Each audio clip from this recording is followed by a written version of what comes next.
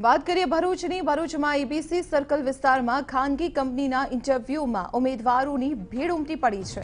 અપેક્ષા કરતાં વધુ ઉમેદવાર આવતા ગેટ બંધ કરવાની ફરજ પડી. સોશિયલ ડિસ્ટન્સ અને કોવિડ ગાઈડલાઇનના ધજાગરા ઉડતા પણ અહીં જોવા મળ્યા છે. ખૂબ જ મોટી સંખ્યામાં ઉમેદવારો એકઠા થયા હોવાની જાણકારી સામે આવી છે. એબીસી સર્કલ ભરૂચની આ તસવીરો. વિગતો મેળવીએ સંવાદદાતા અંકિત મોદી પાસેથી. અંકિત, નિયમોનું ઉલ્લંઘન થયું છે. ઉમેદવારો ઇન્ટરવ્યુ માટે પહોંચ્યા પરંતુ અપેક્ષા કરતાં વધુ પહોંચ્યા છે. શું અપડેટ, અત્યારે શું સ્થિતિ રહ્યા? જીદીપાલી, હાલમાં હોટલની બહાર મોટી સંખ્યામાં ઉમેદવારોના ટોળા જામ્યા છે.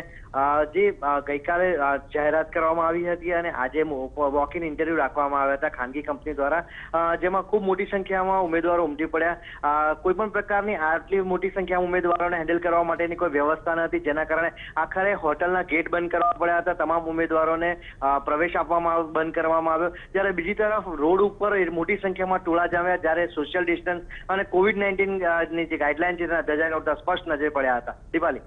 જી અંકિત.